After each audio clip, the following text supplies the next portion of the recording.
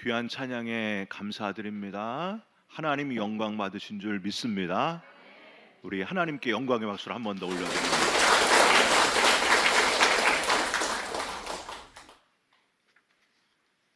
오늘 말씀은 창세기 1장 1절부터 6절까지의 말씀입니다. 제가 한 절, 여러분들이 한 절 교독해서 한 절씩 교독해서 창세기 1장 1절부터 6절까지를 교독해서 읽으시겠습니다. 태초에 하나님이 천지를 창조하시니라.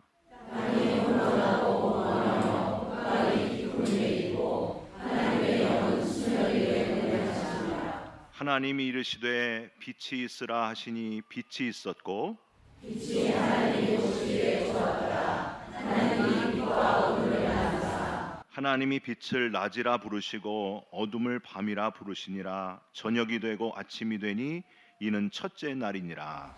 하나님이 이르시되 물 가운데 궁창이 있어 물과 물로 나뉘라 하시고. 아멘. 오늘은 창세기 1장 1절부터 6절 말씀으로 찬양 두 번째 시간 태초의 음악이라는 제목의 말씀을 잠깐 같이 나누겠습니다. 여러분, 이 사람이 누굴까요? 지난주부터 자꾸만 모르는 사람 사진을 보여줘요. 이 사람이 누구냐 하면 영국 우주과학의 아버지라고 부르는 로버트 보이드라고 하는 박사님이십니다. 런던 대학교 물리학 교수시고요. 영국 최초의 대학 기반 우주 연구소인 뮬라드 우주과학 연구소의 설립자요 초대 소장이셨습니다.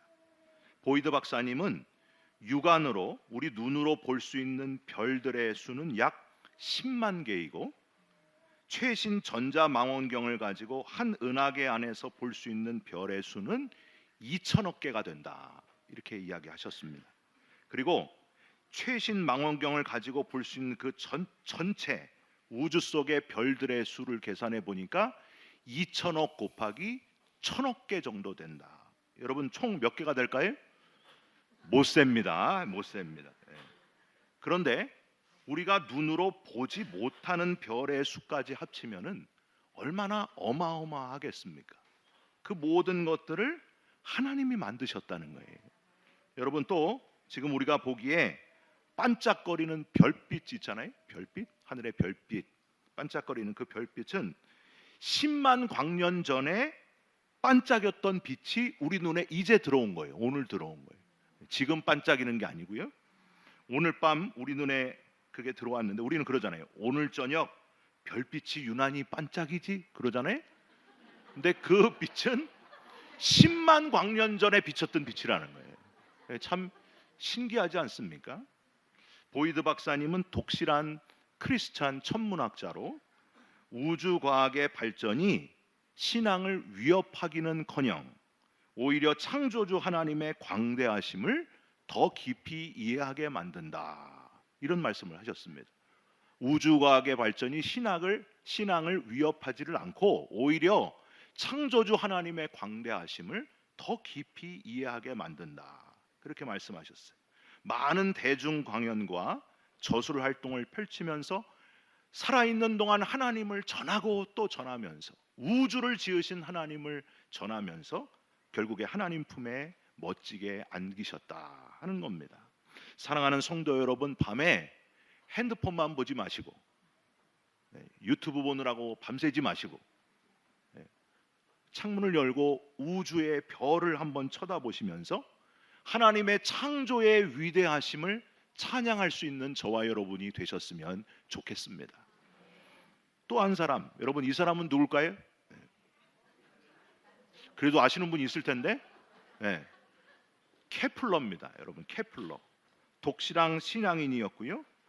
이 천문학을 연구한 가장 오래된 유명한 천문학자죠. 케플러. 이 사람은 이 친구가 하나 있었는데 친구가 늘 이랬어요. 하나님의 존재를 부인하는 거예요. 늘 태양계란 그 자체의 힘으로 생성된 것이고 저절로 지어진 것이고 누가 만든 게 아니다. 이렇게 이야기하는 친구가 있었습니다. 그래서 케플러가 이 친구에게 우주 만물은 하나님이 만든 거다 하는 거를 어떻게 전해줄 수 있을까 하고 생각에 잠겼습니다. 어느 날 태양계의 모형을 실제 크기의 축소 비율에 맞춰서 이렇게 작게 만들어서 태양계를 똑같이 거기에 아름답게 색을 칠하고 또 별들이 빛을 발하면서 빙글빙글 돌아가도록 실제 모형을 아주 작게 케플러가 만들게 됩니다. 그리고 친구를 초청해. 친구에게 보여주니까 친구가 깜짝 놀라는 거예요. 아니 이걸 누가 이렇게 아름답게 만들었지? 그랬더니 케플러가 아무도 만들지 않았네. 저절로 생겨났네. 그러는 거예요. 아이 말도 안 되는 소리 하지 말어. 이게 어떻게 만든 사람이 없이 이게 저절로 생겨나가지고 이렇게 막 거짓말 하지 말고 누가 자네가 만들었나? 대단하네. 그랬더니 바로 먼저 화면이 나왔는데 이 케플러가 저 말을 했습니다. 이 친구야, 이렇게 작고 보잘것없는 장난감도 만들어서 움직이는 사람이 있는데 하물며 이 거대한 우주 만물이 어떻게 창조주가 없이 저절로 생겨나게 됐고 어떻게 한치의 오차도 없이 질서 있게 그렇게 돌아갈 수가 있겠는가? 케플러가 확신에 차서 하나님을 전하게 될 때 이 친구가 바로 그 자리에서 하나님을 인정하게 되고 하나님을 잘 믿는 친구가 되었다 하는 이야기입니다. 여러분, 우리가 눈으로 보는 우주 만물을 만드신 분이 바로 저와 여러분의 아버지 하나님이시다. 믿습니까? 그걸 잊지 말고 기억하시면서 찬양하고 또 찬양하시기를 주님의 이름으로 부탁드립니다. 케플러는요, 실제 우주의 소리를 연구한 음악가였습니다. 작곡가였어요. 여러분, 케플러가 어떻게 우주를 연구하면서 음악가가 될 수 있었을까? 하나님이 만드신 우주 속에 눈에 보이는 만물의 법칙이 있다는 거예요. 그걸 발견하면서 음악의 근원 되시는 하나님을 발견했기 때문입니다. 그래서 멋진 음악가가 될 수 있었습니다.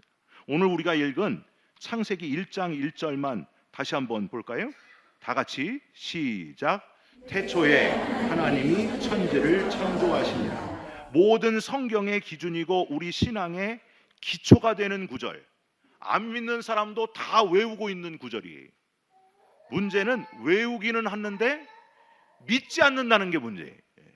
이걸 아는데 믿지를 않아요. 정말 태초에 세상이 지어지기 이전에 하나님이 먼저 존재하셔서 세상을 만드셨다. 천지를 창조하셨다. 이걸 인정하고 믿고 신앙생활을 해야 된다는 거예요. 우선 첫 번째 나오는 단어, 이 태초에라는 단어에서 우리는 하나님이 시간의 창조주이시다 하는 걸 깨닫고 하나님을 찬양할 수 있습니다. 여러분, 이 태초에는 히브리어로 베레시트 이렇게 발음을 합니다. 하나님이 이 세상을 시작하셨다. 시간이 이때부터 출발했다는 거예요. 시간이 출발했다. 이 단어가 바로 그걸 의미합니다. 그래서 성 어거스틴은 고백록 11권에서 하나님이 세상을 만들기 전에 뭘 하셨는가 하는 질문에 시간이 세상과 함께 시작되었으므로 시간 전이라는 것은 존재하지 않는다. 인간은 시간 속에 살고 있기 때문에 인간의 능력으로는 시간에 대해서 그 전에 대해서 다 알 수가 없다. 이렇게 이야기했습니다. 안타까운 건 이렇게 시간의 흘러감과 지나감 속에서 우리가 살고 있는 시간의 제한을 받는 우리들이 시간을 직선적인 시간관이 아니라 원적인 시간관으로 자꾸 착각한다는 거예요. 여러분, 시간이 직선이에요, 원이에요? 답해 보세요. 직선이에요, 원이에요? 누구나 다 알아요. 시간이 직선인데. 여러분, 과거가 있었잖아요. 과거에 여러분도 다 멋지고 예쁘게 생겼었잖아요. 근데 지금 현재는 사진 찍기가 싫잖아요. 그리고 좀 지나면 우리도 다 로즈힐에 가야 되잖아요. 다 인간이 흘러가. 시간이 직선이에요. 근데 인간이 참 얼마나 어리석은지 미래가 두려워서 그런지 인생을 돌고 돈다. 원적으로 생각을 한다는 거예요. 원으로 생각을 한다는 거예요. 그게 뭡니까, 여러분? 그래서 불교의 윤회설. 살면서 착하게 살면, 선하게 살면 예쁜 강아지로 태어나고, 악하게 살고 아주 못되게 살면은 돼지로 태어나가지고 돼지고기가 된다. 맛있는 돼지고기가 된다. 이런 얘기를 하잖아요. 이게 말이나 되는 거예요? 환생, 중국 주나라에서 만들었다는 주역, 천체의 별자리를 이용한 점성술, 한국의 태극사상, 다 이게 똑같은 겁니다. 이 인생을 원적으로 자꾸 생각한다는 거예요. 여러분, 이거는요 상상이요 소원일 뿐이지 우리 시간은 직선적으로 흐르게 되어 있습니다. 우리 인생은 시작이 있고요 끝이 있고요, 이 직선의 시간이 분명히 하나님의 손에 있다 하는 사실을 우리는 잊지 말아야 됩니다. 여러분, 세월은 흘러가요. 네가 아무리 젊어도 좀 있으면 나랑 똑같이 된다. 그게 다 인생이 똑같이 간다는 거예요. 헬라어의 첫 글자는 알파고요, 헬라어의 마지막 글자는 오메가입니다. 그래서 여러분 교회 안에 보면은요 이 알파와 오메가로 새겨진 마크들이 종종 있습니다. 저기도 이제 예수님 그림과 알파 오메가예요. 이렇게 W가 아니고 오메가입니다. A 옴이 아니고요, 아니고 알파와 오메가예요. 이 알파와 오메가라는 것만 봐도 하나님이 세상을 시작하셨고 끝도 누가? 하나님이 맺으신다 하는 걸 우리는 알아야 됩니다. 요한계시록 1장 8절에 주 하나님이 이르시되 나는 알파와 오메가라, 이제도 있고 전에도 있었고 장차 올 자요 전능한 자라 하시더라. 요한계시록 21장 6절에 또 내게 말씀하시되 이루었도다, 나는 알파와 오메가요 처음과 마지막이라. 잊을까봐 한 번 더, 요한계시록 22장 13절에 나는 알파와 오메가요 처음과 마지막이요 시작과 마침이라. 하나님이 분명하게 알려주셨습니다. 내가 세상을 시작했고 세상을 마치는 건 하나님의 손에 있다 하고 알려주셨습니다. 여러분, 마라톤 선수는 그냥 뛰지 않습니다. 마라톤 출발을 어떻게 할 것인지, 중간에 어떻게 유지할 것인지, 마지막에 어떻게 내가 최선을 다해서 뛸 것인지를 계산하고 힘과 체력을 분배하고 달려갑니다. 그래서 힘을 철저하게 적절하게 비축했다가 마지막에 전력 질주를 하는 거예요. 그게 마라톤입니다. 마라톤 선수예요. 우리도 인생을 그렇게 살아야 된다는 거예요. 그냥 대책 없이 그냥 하루하루 즐기면서 살면 되지 뭐. 오늘도 즐겁게, 뭐 내일 죽으면 그만. 얼마나 그게 참 어리석은 자의 모습입니까? 우리도 인생을 마라톤 선수처럼 준비하면서 살아야 된다니까요. 내가 출발은 이렇게 했으니 중간은 어떻게 살 것이고, 우리의 마지막은 하나님 품에 안기기 전까지 내가 어떻게 전력 질주하며 살아가야 될지를 직선적인 우리의 인생 시간관 속에서 잘 준비하고 살아야 된다는 겁니다. 여러분, 꼭 준비하면서 살아가시기를 주님의 이름으로 부탁드립니다. 우리는 시간의 직선 위에 겨우 70이고 강건하면 80이고 요즘 의술이 좋아서 90을 사시고 이제는 100세까지도 사실 수 있습니다.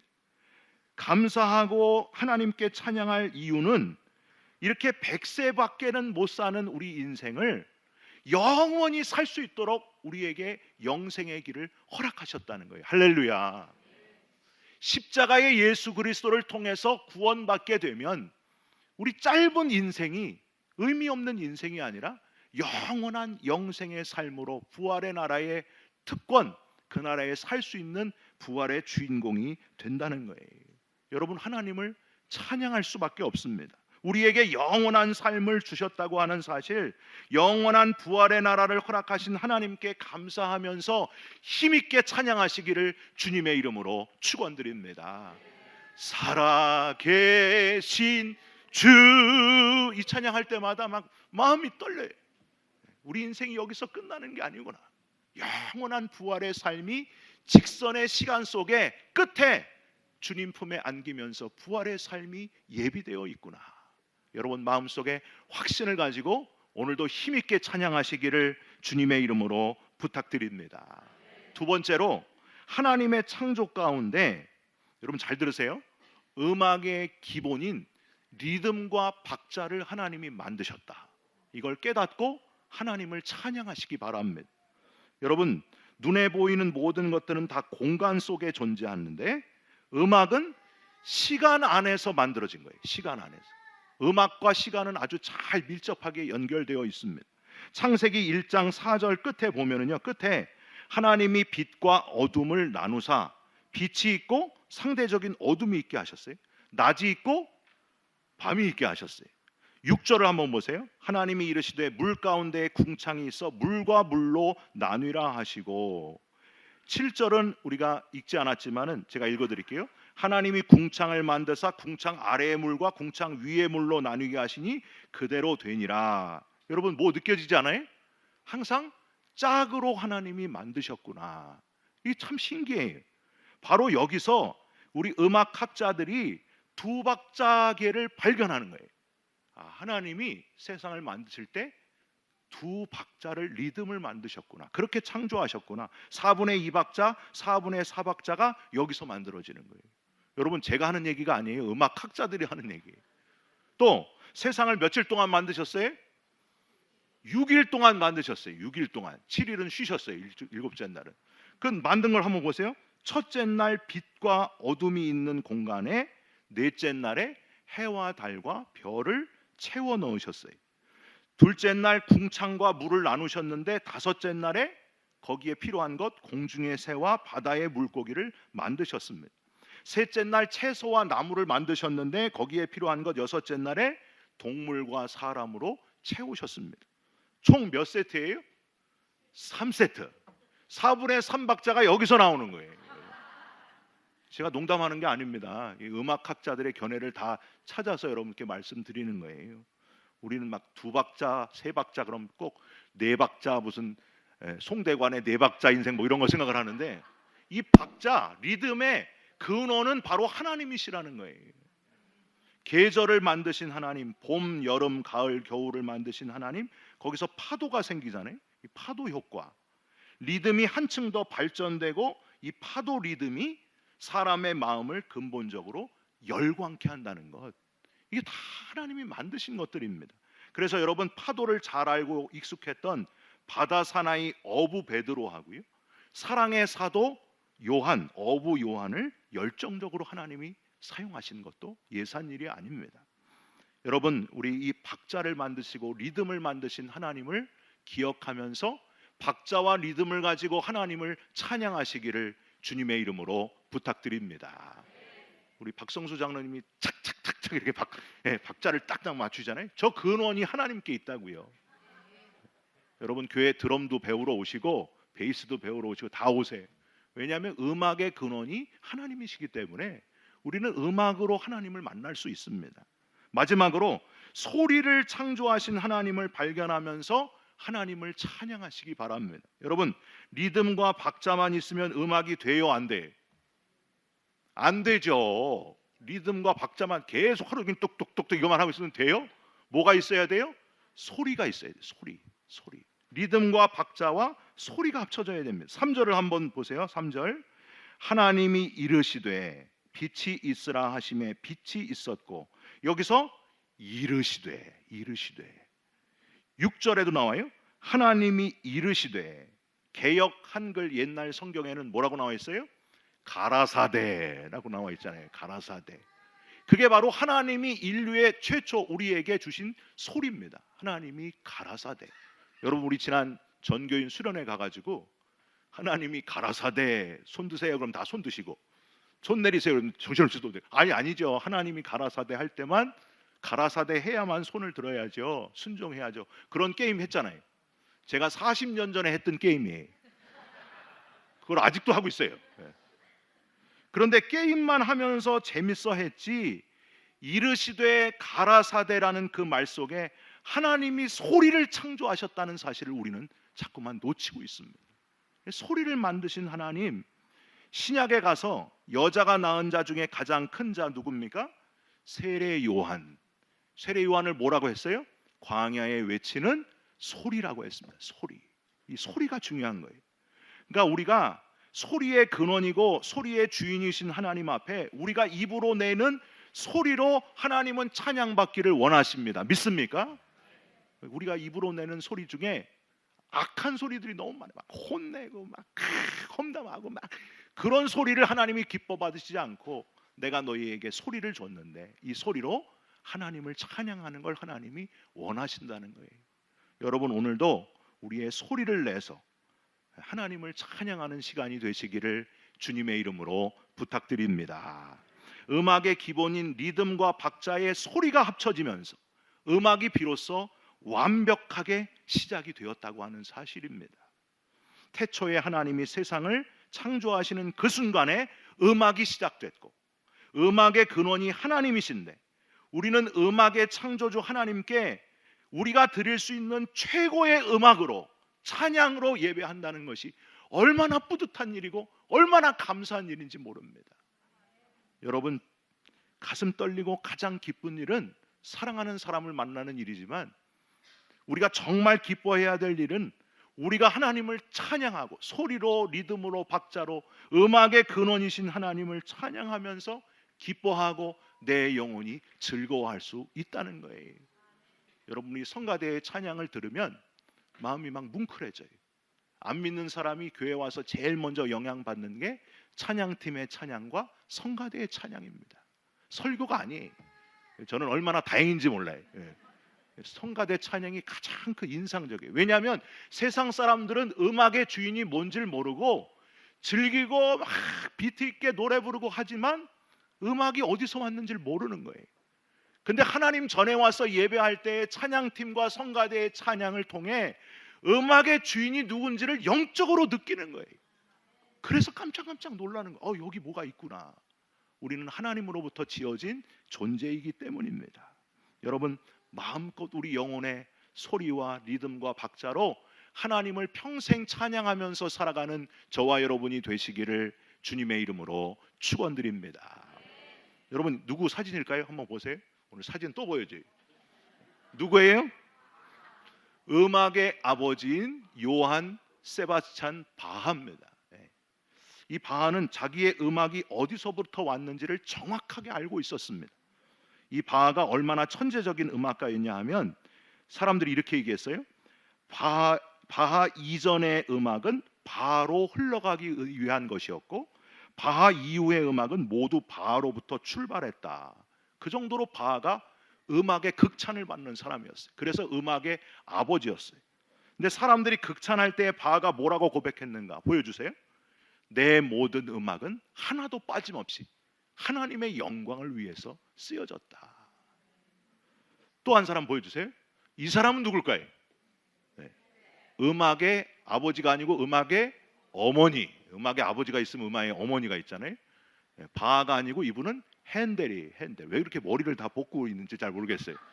이 핸델은요, 우리가 잘 아는 메시아를 지었는데 24일 동안 음식을 먹지 않고 물만 마시면서 눈물로 기도하면서 메시아를 완성했습니다. 그때 했던 핸델의 고백이 있습니다. 하늘이 제 앞에 열려 있습니다. 아니, 전능하신 하나님 그분을 제가 보았습니다. 제가 확실히 하나님을 보았습니다. 그래서 우리가 할렐루야, 막 할렐루야, 할렐루야 그 찬양할 때 저절로 우리가 일어서서 하나님을 높이게 되는 거예요. 이 고백이 담겨져 있기 때문에. 여러분, 처음에 말씀드린 우주 물리학자 보이드 박사님이 하나님을 깊이 깨닫고 자기의 인생의 노래라고 하는 찬송이 있거든요. 그 찬송을 우리가 함께 마지막으로 부르면서 하나님을 이 시간 최대 소리 높여서 하나님께 리듬과 박자와 소리를 내가 낼 수 있는 걸 다 내서 온전히 하나님만 높이는 이 시간으로 마무리했으면 좋겠습니다. 우리 찬송가 주 하나님, 주 하나님 지으신 모든 내 마음속에 그리워오네. 하늘에서 울려 퍼지는 내 손, 주님의 권능 우주의 참 크게 부르자.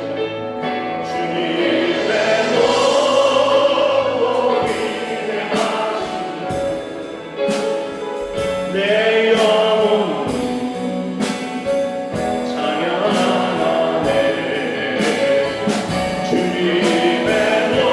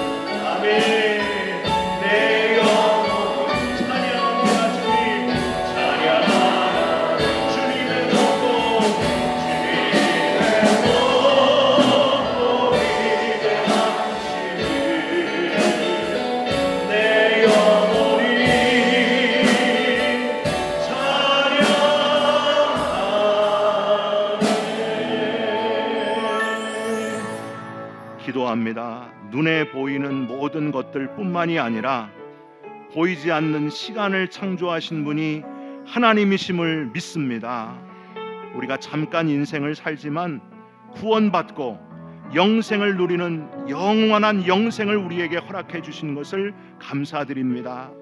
리듬과 박자를 지으시고 소리까지 지으신 음악의 근원이신 하나님을 평생 찬양하면서 살아가게 하여 주시옵소서. 주님의 높고 위대하심을 목소리 터져라고 찬양하면서 살아가는 우리의 인생이 되게 하여 주시옵소서. 몸이 아픈 분들, 우리 아픈 부위에 손을 얹고 같이 기도하겠습니다. 하나님, 오늘도 아픈 육신을 부여잡고 눈물로 간구하오니 이 질병에서 놓여 자유함을 얻게 하여 주시옵소서. 하나님, 우리가 얹은 이 손 위에 주님의 피 묻은 손이 안수하여 주셔서 모든 질병이 떠나가게 하시고 고통이 사라지게 하여 주시옵소서. 죽은 나사로까지 살려내신 주님인 것을 믿사오니 못 고칠 질병이 주님께는 없는 줄 믿사오니 자리를 들고 일어나게 하여 주시옵소서. 지금은 우리 주 예수 그리스도의 십자가의 은혜와 독생자를 내어주시기까지 우리를 사랑하신 하나님의 큰 사랑하심과 지금도 우리와 함께 계셔서 격려하시는 성령의 역사가 시간을 지으시고 리듬과 박자와 소리를 지으신 음악의 근원 되시는 하나님을 평생 찬양하며 살기로 결단하고 세상으로 나아가는 성도들 머리머리 위에 영원토록 함께 계시기를 간절히 축원하옵나이다. 아멘.